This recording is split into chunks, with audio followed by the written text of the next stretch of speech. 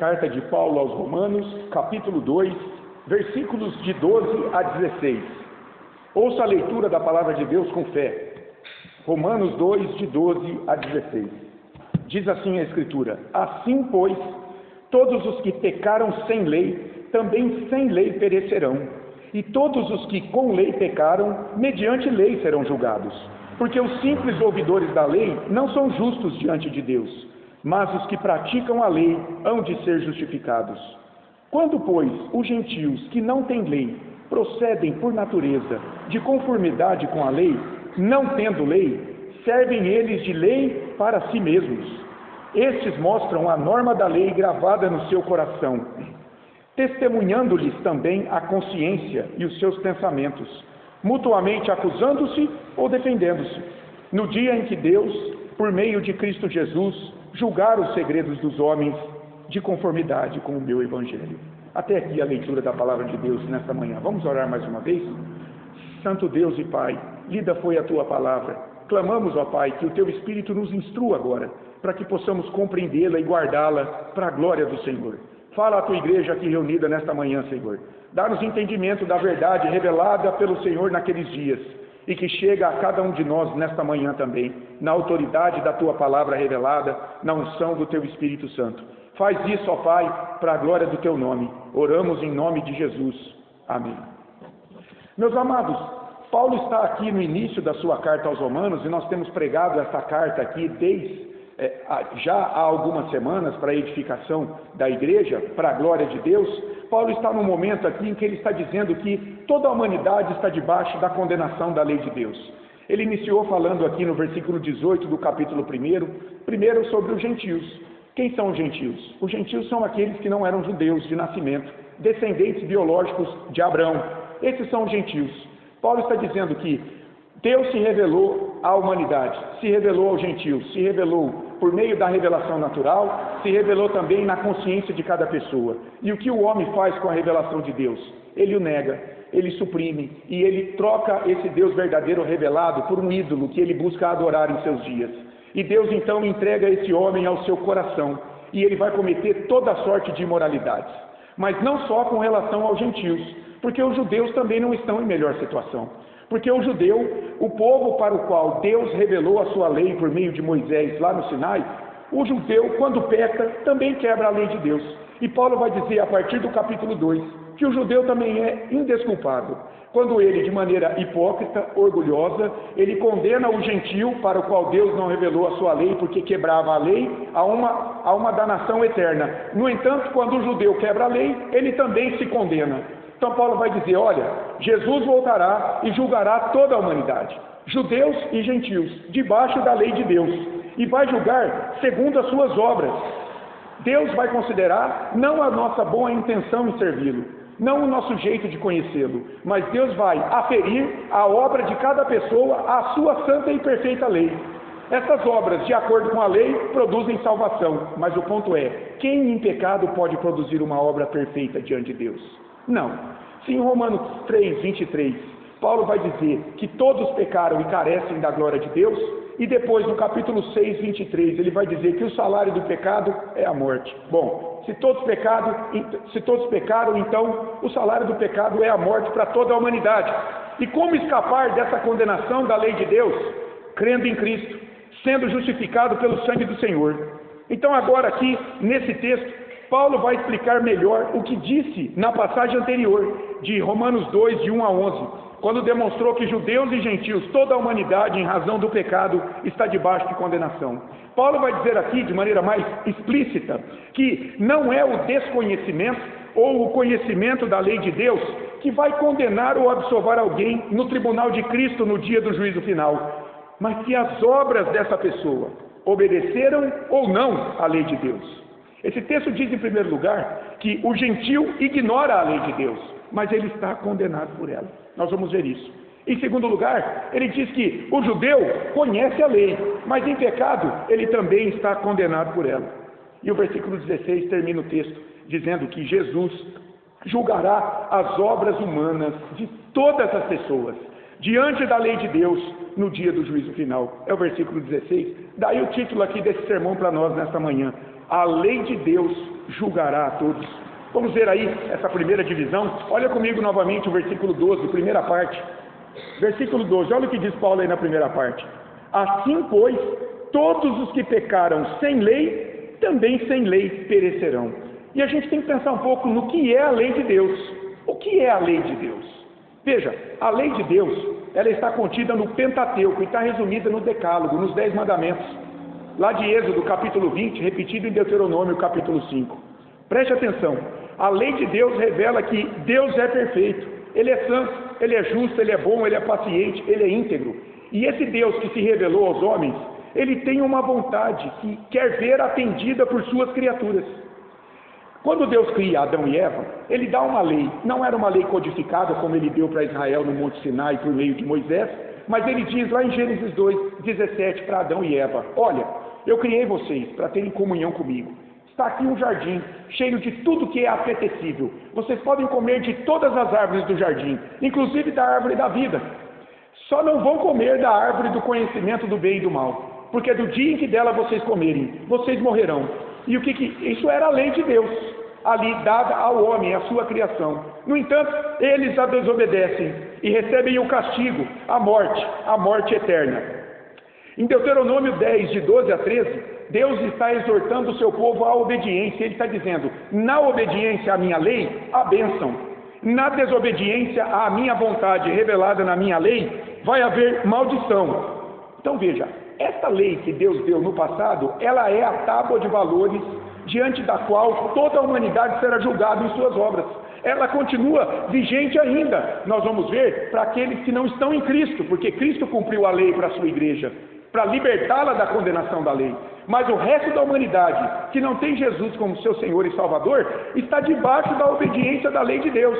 E Deus sempre chamou o seu povo para a obediência. Ele revelou a sua lei a Israel, a sua nação, não revelou às demais nações, e esperava que Israel fosse uma luz para chamar à obediência pessoas de outras nações, como é a igreja hoje, aqui em Nova Granada.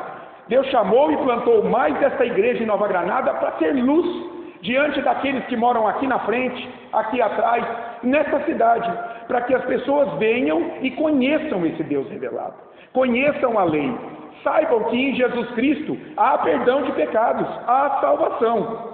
Então Deus, Ele sempre deu a sua lei, Ele sempre revelou a sua lei aos homens, seja judeus, seja gentios. E o gentio aqui, Paulo começa falando sobre ele, era esse que era o ignorante da lei de Deus. Porque perceba que está escrito aí, ó: assim pois todos os que pecaram sem lei. O que significa isso? Não há pecado sem lei. Paulo vai dizer, em outro momento, que ele só conheceu o pecado, por quê? Porque a lei de Deus diz o que é pecado. Então o que significa isso? Pecaram sem lei. É impossível pecar sem lei. Para que haja o pecado é preciso ter uma lei para ser transgredida. Na verdade, o sentido aqui no original, no grego, é aqueles homens, mulheres que pecam por ignorância da lei. Porque Deus não revelou. Muitas pessoas por aí não conhecem a lei revelada aqui. Mas Paulo vai dizer, mesmo não conhecendo essa lei revelada aqui, esse gentio, ele está debaixo da lei de Deus que ele ignorava. Por quê? Porque Deus revelou essa lei a ele. Aonde? Revelou na criação geral. Nós vimos no capítulo 1. Deus revela seus atributos invisíveis, seu poder, a sua divindade, nas coisas que foram criadas. Deus não se mistura com a criação, mas Ele está se revelando ali. No bonito pôr do sol, no nascimento de uma criança, quando, por exemplo, um incrédulo consegue um trabalho maravilhoso para sustentar sua família, quando ele vê os seus filhos sendo bem educados, se formando, seguindo uma carreira profissional, quando ele tem alimento na sua mesa, Deus está se revelando a essa pessoa o tempo todo. E o que essa pessoa faz? Ele rejeita esse Deus, ele não busca esse Deus. A maior prova de que Deus se revela na criação, se revela na consciência daquele que não conhece a sua palavra, por exemplo, é quando você vai em povos isolados. Você vai lá para o meio da floresta amazônica e você vê os Yanomamis fazendo rituais, pagelanças espirituais para acalmar os espíritos da floresta. Por que eles fazem isso? É porque Deus colocou na consciência deles que há um Deus maior do que eles, diante do qual eles vão ter que prestar contas daquilo que fizeram em vida. Mas a idolatria, o negar esse Deus verdadeiro, leva o homem a colocar alguém, um bicho, um tigre, um rio, uma árvore, no lugar do Deus verdadeiro. E a pessoa então se prostra em adoração a esse Deus verdadeiro. Rejeitou Deus, mas Deus está dando mostras da sua presença o tempo todo diante dele. Então, Paulo está dizendo para o gentio: assim, pois, todos os que pecarem ignorando a lei, também na ignorância da lei perecerão. Eles vão morrer no dia do juízo, porque Deus está testemunhando a sua presença e o seu poder diante deles. Portanto, não há inocentes na raça humana quanto à revelação de Deus e da sua vontade em sua lei. Alguém poderia perguntar, né? Mas não é injusto isso? Como condenar alguém que desconhece a lei e que descumpre? O ponto de Paulo aqui é que esse gentio, essas nações para as quais a lei não foi revelada, eles foram criados como o judeu, à imagem e semelhança de Deus. Eles têm atributos de Deus dentro de si, que mesmo o pecado não retirou. Quando o homem pecou e desobedeceu a Deus, ele manchou a imagem de Deus nele, esse conhecimento da sua lei, mas não tirou esse conhecimento. É por isso que o gentio, ele se torna indesculpável diante de Deus. E a partir do versículo 14, Paulo vai dizer aqui sobre esse gentio, de que, na verdade, a lei de Deus, ela se faz presente na vida dele, quando ele, pela sua consciência, é acusado de coisas erradas e certas que ele faz no dia a dia, segundo a sua lei. Vamos entender melhor isso. Olha o versículo 14, pula aí o 13, vai para o 14. Paulo continua a falar do gentio. Quando, pois, os gentios que não têm lei, ou que vivem na ignorância da lei, procedem por natureza de conformidade com a lei de Deus, não tendo lei, ou vivendo na ignorância da lei, olha só, servem eles de lei para si mesmos. O que Paulo está dizendo aqui sobre esse gentio? O gentio revela que tem a lei gravada dentro de si, quando vive de acordo com os padrões de santidade revelados na lei que ele ignora. Por exemplo, um gentio que tem família e cuida da sua família. Ele honra a sua esposa, ele se preocupa com os necessitados ao seu redor, ele é trabalhador honesto, ele foge de fofocas e intrigas no dia a dia, ele honra os seus pais, ele respeita as autoridades. E eu pergunto, por que ele procede assim se ele não conhece os mandamentos da lei de Deus, que pede que ele faça tudo isso? Já pararam para pensar nisso? É porque esses mandamentos estão gravados no coração, na consciência desse homem e dessa mulher. Quando essa pessoa age assim, ele confirma que ele conhece a lei de Deus e ele não poderá alegar a ignorância dela no dia do juízo. Olha o versículo 15, prosseguindo. Estes, quer dizer, os gentios, quando agem assim, segundo a lei, mesmo sem conhecê-la, mostram a norma da lei gravada no seu coração, testemunhando-lhes também a consciência e os seus pensamentos, mutuamente acusando-se ou defendendo-se. O testemunho da consciência, nossa consciência, de todo mundo, diante de pensamentos, sentimentos e conduta, que ora atendem à lei de Deus, seus princípios e valores, e ora não atendem. O que é a consciência no homem, em todas as pessoas?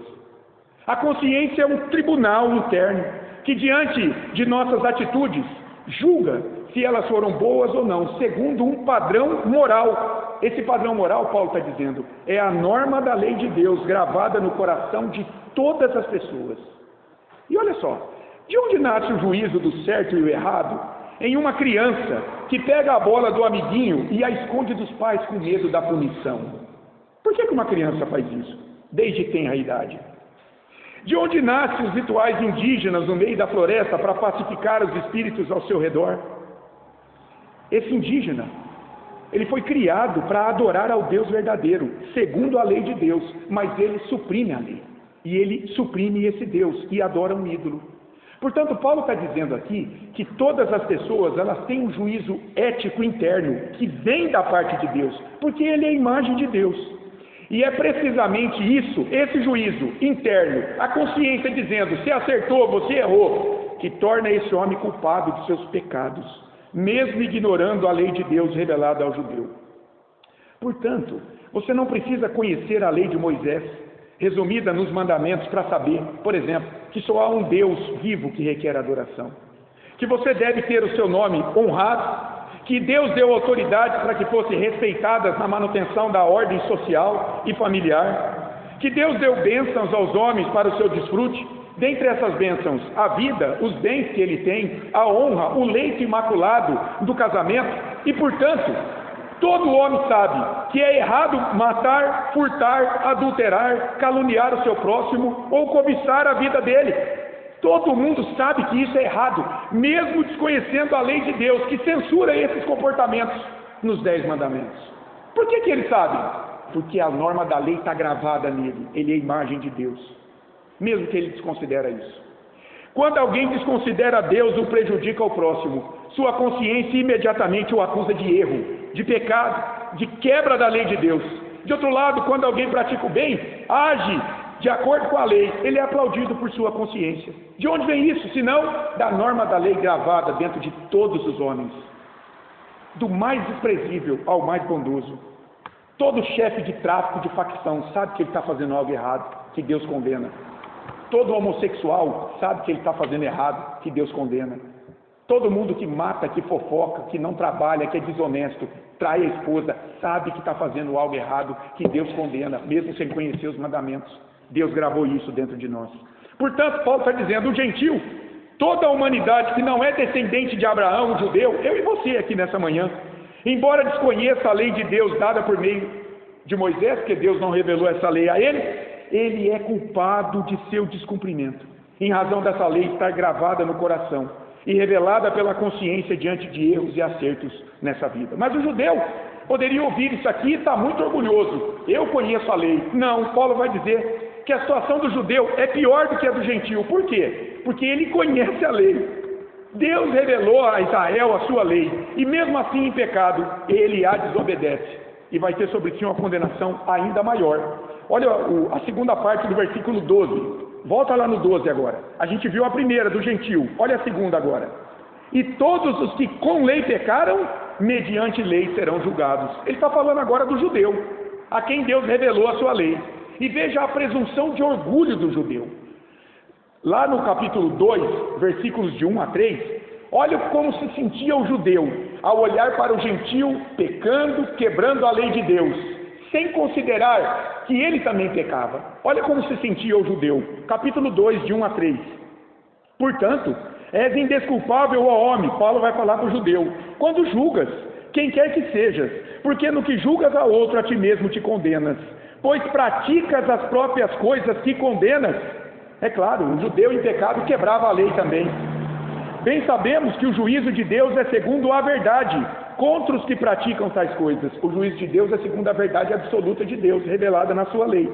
Tu, ó homem, que condenas os que praticam tais coisas, quer dizer, as imoralidades dos judeus que Paulo condenou anteriormente, e fazes as mesmas coisas, pensas que te livrarás do juízo de Deus? Irmãos, o judeu, todo sábado, ele vai na sinagoga, e ele ouve a leitura da lei. Então vem um assistente, abre um armário, naqueles dias que Paulo escreveu, pegava um pergaminho onde estava ali a Torá, os 5 primeiros livros da lei.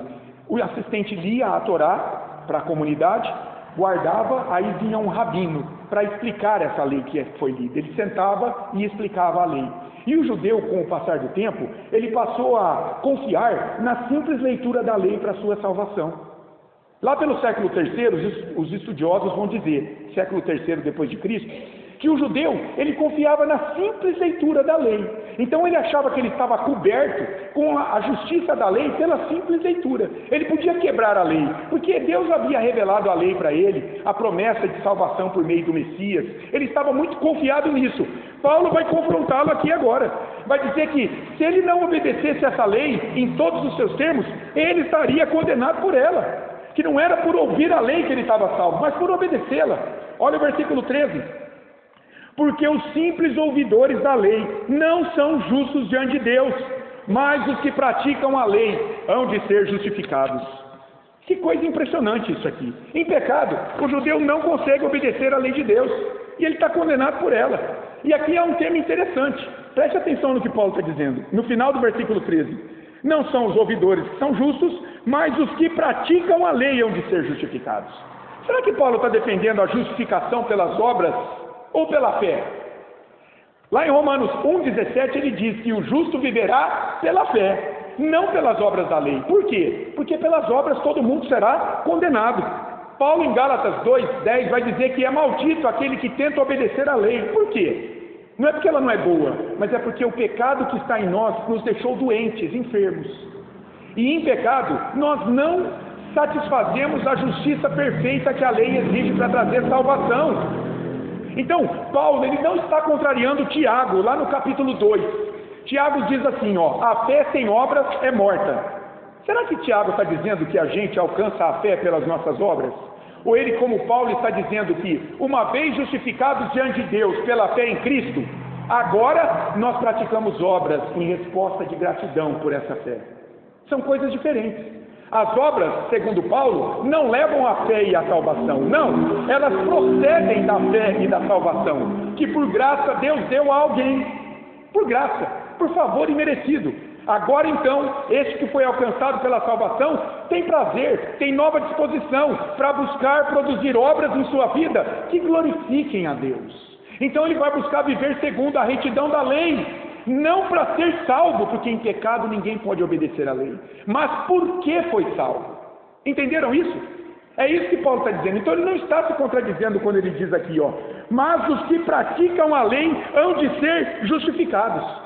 Paulo está aqui hipoteticamente supondo que alguém possa viver em obediência à lei de Deus para alcançar a própria salvação. Quer dizer, ele está dizendo o seguinte: se alguém puder obedecer todos os mandamentos da lei de Deus, então Jesus se torna desprezível para essa pessoa, se torna indiferente. Por quê? Porque ele, pelas suas próprias obras, pode cumprir a lei.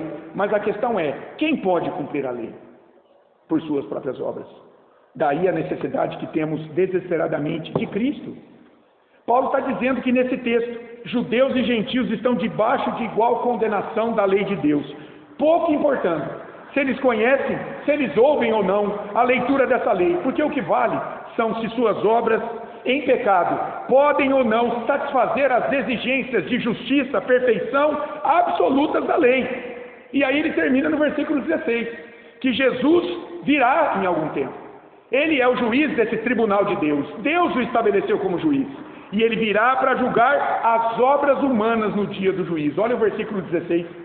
No dia em que Deus, por meio de Cristo Jesus, julgar os segredos dos homens de conformidade com o meu evangelho. Paulo está dizendo que Deus confiou o julgamento final ao Filho. E olha o que diz Jesus, lá em João 5:22. Jesus tinha consciência disso. No Evangelho de João, capítulo 5, olha o que ele diz no versículo 22. E o Pai a ninguém julga, mas ao Filho confiou todo o julgamento. O Pai a ninguém julga, mas ao Filho confiou todo o julgamento. E eu fiquei pensando, por que Deus, o Pai, confiou o julgamento no dia do juízo final ao Filho? E aqui há algumas respostas para isso no Evangelho de João. O versículo 23 diz assim, de João 5. A fim de que todos honrem o Filho do modo por que honram o Pai. Quem não honra o Filho, não honra o Pai que o enviou. Por que o Pai confiou o julgamento ao Filho? Para que o Filho seja honrado. Mas não só isso.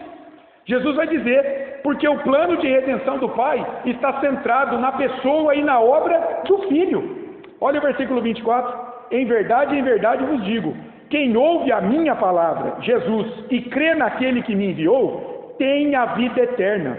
Não entra em juízo, mas passou da morte para a vida. Que impressionante! O plano da redenção do Pai está centrado na pessoa e na obra do Filho.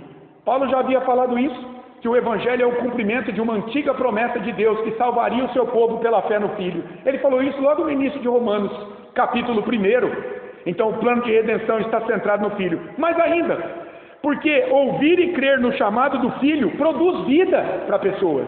Olha o versículo 25.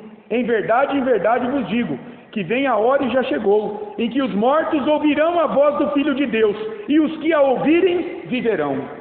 Deus trouxe essa igreja para Nova Granada, para que seja pregado o Evangelho, e pessoas sem Cristo ouçam a voz dele, para que tenham vida diante de Deus, e venham para essa comunhão, e sejam agora edificados pelo Espírito Santo, quando ouvirem a pregação sistemática da palavra de Deus, estudarem essa palavra, buscarem a Deus em oração.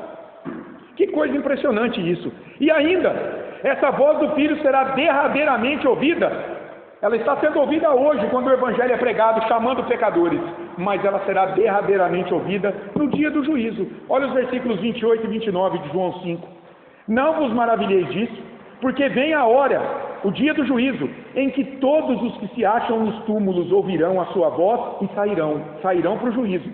Os que tiverem feito o bem, para a ressurreição da vida, e os que tiverem praticado o mal, para a ressurreição do juízo. Naquele dia, então, Paulo está dizendo, Jesus irá julgar não só as obras visíveis, públicas dos homens, mas, segundo o texto, os seus segredos. Aquilo que só se passa em sua mente e não é revelado aos homens. Paulo está dizendo nesse versículo 16, agora volta para Romanos capítulo 2, que Jesus julgará os segredos dos homens. E lá em 1 Coríntios 4, 5, eu acho impressionante o que ele diz aqui. Primeira carta de Coríntios, capítulo 4, versículo 5, eu vou ler para você. Olha o que ele disse, não é isso? Portanto, nada julgueis antes do tempo, até que venha o Senhor, o qual não somente trará a plena luz das coisas ocultas das trevas, os segredos, mas também manifestará os desígnios dos corações, e então cada um receberá o seu louvor da parte de Deus. E tudo isso aqui no versículo 16 de Romanos 2, Paulo está dizendo, segundo o que eu estou pregando a vocês, segundo o meu evangelho. Por quê que Paulo pode chamar o evangelho que Jesus revelou a ele de o seu evangelho? Se você olhar o final do 16, está aí, ó, de conformidade com o meu evangelho. Bom, porque justamente ele pode chamar o evangelho de Cristo de seu evangelho porque ele recebeu a revelação de Cristo, porque ele amava Cristo. Ele era discípulo de Jesus, então ele pode dizer que a mensagem de Jesus é a mensagem dele aos homens, judeus e gentios, e a nós hoje. O Evangelho que revela que pela fé em Cristo Jesus, Deus, o Pai, perdoa todos os pecados, todas as transgressões da sua santa lei pelo pecador. É pelo Evangelho, sua aceitação ou não, que naquele dia Deus irá separar aqueles que herdarão os céus daqueles que serão lançados no fogo eterno, em um tormento eterno de onde eles nunca mais sairão. O evangelho que Paulo estava anunciando aos gentios e aos judeus nos seus dias, e continua sendo proclamado ainda hoje, é para bênção ou maldição. Bênção para os que recebem e passam a vivê-lo pela fé em Jesus Cristo como seu Senhor e Salvador, e maldição para os que o rejeitam, prosseguindo condenados diante da lei de Deus por suas próprias obras. O que Paulo falou aqui nesses 5 curtinhos versículos? O gentio ignora a lei de Deus, mas ele está condenado por ela. O judeu conhece a lei, mas também está condenado por ela. Por quê? Porque ambos não têm obras justas em pecado diante da lei de Deus, o que será manifestado no dia do juízo, quando Jesus julgar as obras humanas. E que lições a gente pode tirar desse texto aqui para as nossas vidas? Apenas 3 aplicações aqui para finalizarmos o nosso sermão. Primeiro, preste atenção no que Deus está falando para mim e para você nesta manhã. Não importa o teu conhecimento da Bíblia, a placa da tua igreja, a tua confissão de fé, quantos sermões e estudos você ouve ou participa por semana. Veja, tudo isso é bom, tudo isso tem o seu lugar. Mas no dia do juízo final, o que importará, segundo Deus, será se as tuas obras estiveram ou não de acordo com a santa e perfeita lei de Deus. Isso é para toda a humanidade. Em pecado, eu e você, nós não podemos praticar nenhuma obra que atenda à perfeição da lei de Deus. Então, diante da lei, nós, pelas nossas obras, nós estamos condenados por ela. E qual a saída? A saída, pela graça de Deus, meu querido, é entender e aceitar que Jesus Cristo se entregou naquela cruz para cumprir a lei de Deus no meu e no teu lugar, recebendo a punição dos nossos pecados. Para quê? Para que nós fôssemos perdoados e ganhássemos vida diante de Deus. Isso é o Evangelho. Qualquer coisa fora disso não é o Evangelho. O que é o Evangelho? É Jesus assumindo o meu e o teu lugar naquela cruz, recebendo a pena, o castigo dos nossos pecados, para que nós não fôssemos condenados por nossas obras pela lei de Deus. Isso é o Evangelho. Simples assim. E você sai por aí perguntando para muitas pessoas, o que é o Evangelho? Façam o teste. Faz uma estatística. Pergunte para 10 pessoas aí no teu dia a dia essa semana. Escuta, explica para mim rapidamente o que é o Evangelho. Você pode ter certeza, 8 pessoas não vão dizer isso para você. Talvez 2 falem. É confiar em Jesus, somente na cruz dele, para a minha salvação, diante da lei de Deus, que vai me condenar por minhas obras. Graças a Deus, estou debaixo do Evangelho, estou salvo, não pelas minhas obras, mas pelo que Cristo fez por mim. 2 pessoas vão dizer isso para você. 8 pessoas vão dizer, o Evangelho é Jesus me ensinando a ser bom diante de Deus. O Evangelho sou eu obedecendo a lei, honrando meu pai, honrando minha mãe, confiando naquilo que eu faço. A maioria das pessoas vive confiando nas suas obras. Elas serão condenadas por Deus sem Jesus Cristo na vida delas. Todas elas. Paulo em 1 Coríntios 13 vai dizer assim, ainda que eu conhecesse toda a ciência, todo o mistério, ainda que eu desse o meu corpo para ser queimado, ainda que eu tirasse a minha pele para vestir quem está com frio, sem amor eu nada serei. Esse amor que Paulo diz não é um amor humano, não é um amor de um homem ajudando o outro, sendo aplaudido por outros homens. Esse amor que Paulo está dizendo é Deus tendo manifestado o seu amor ao dar o Filho dele para morrer por pecadores como eu e você. Esse é o amor de Deus que Paulo está dizendo. Se eu não tiver esse amor, eu posso fazer o que for, Deus não vai aceitar. Isaías capítulo 59, deixa eu confirmar. 59, 2, eu achei isso. É isso. Isaías diz assim, em 59, 2, mas as vossas iniquidades, o pecado, fazem separação entre vós e o vosso Deus. O homem em pecado não perdoado está separado de Deus. É Isaías falando. E os vossos pecados encobrem o seu rosto para que vos não ouça. Então muita gente aí com desejo sincero no coração, buscando a Deus, orando a Deus, e Deus está de costas. Por quê? Porque não tem Jesus Cristo como seu Senhor e Salvador. Você vai vasculhar onde está a confiança dessa vida? Está no que ela faz para Deus. Não está no que Jesus fez por ela. Triste a condição espiritual do homem diante da lei de Deus.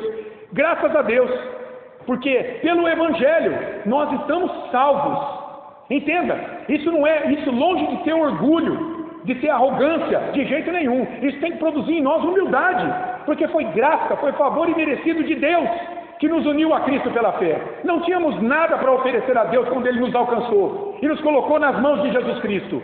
Portanto, o crente tem que ser a pessoa mais humilde da face da terra.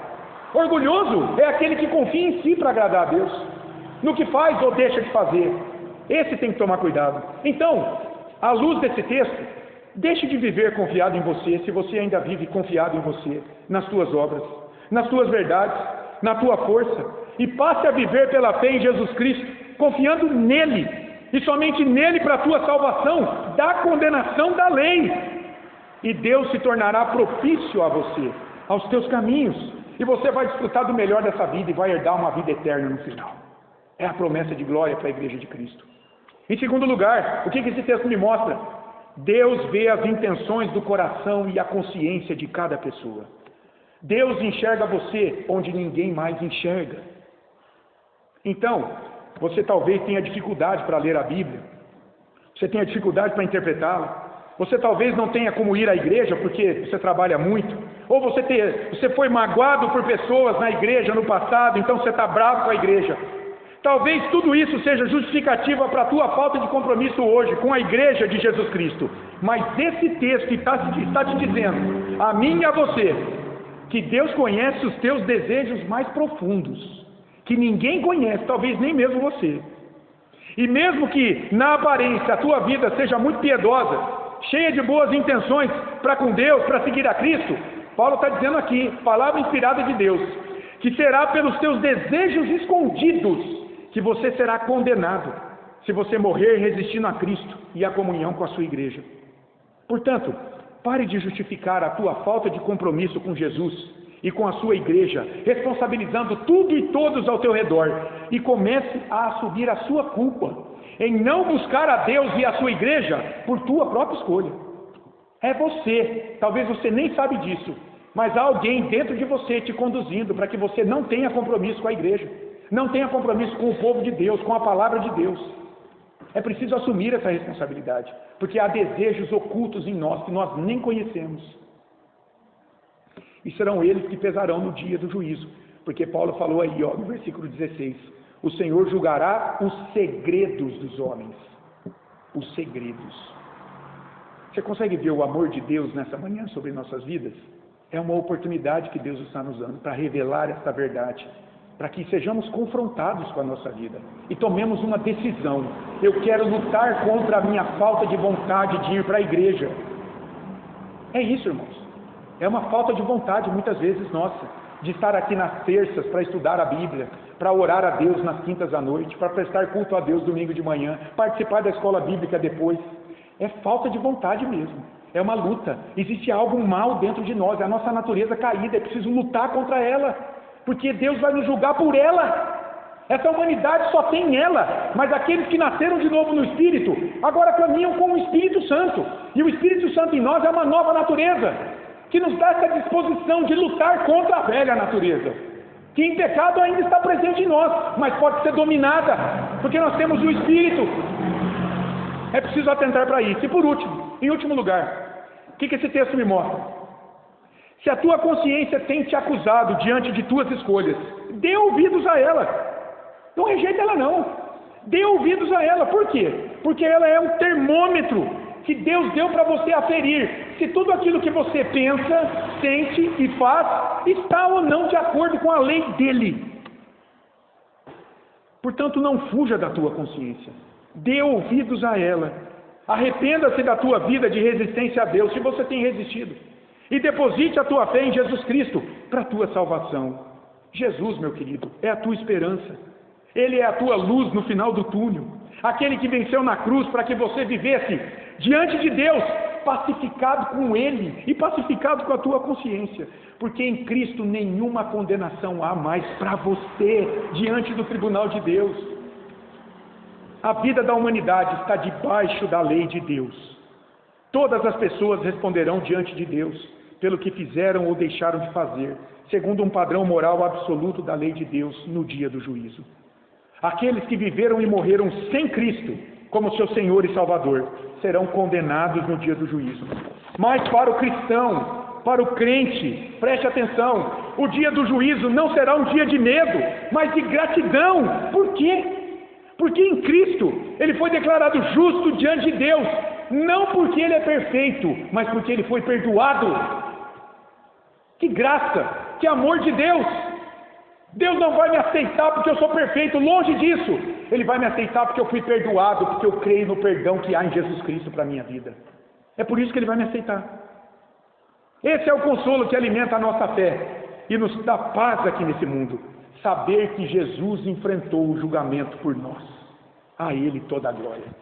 Vamos orar mais uma vez? Obrigado, Senhor, porque em Ti nós estamos salvos da condenação da Tua lei. Obrigado pela Tua graça, pelo Teu amor derramado sobre nós, quando ainda pecadores, Senhor. Ajuda-nos, Deus, a responder a essa salvação com gratidão em nosso coração, produzindo obras para a Tua honra e glória. Que o Teu Espírito aplique essa palavra no coração dos meus queridos aqui nesta manhã. Fala, Deus, repreende o inimigo, para que ele não roube essa palavra tão preciosa. E que esse povo se achegue aqui a cada semana para ser edificado pela Tua palavra, para que a fé em Cristo cresça no coração deles e eles vivam seguros, sabendo que naquele dia nós já fomos perdoados por Cristo Jesus de todos os nossos pecados. Recebe a adoração do Teu povo nesta manhã, Senhor. Continua a falar conosco nesse culto. Nós oramos em nome de Jesus. Amém.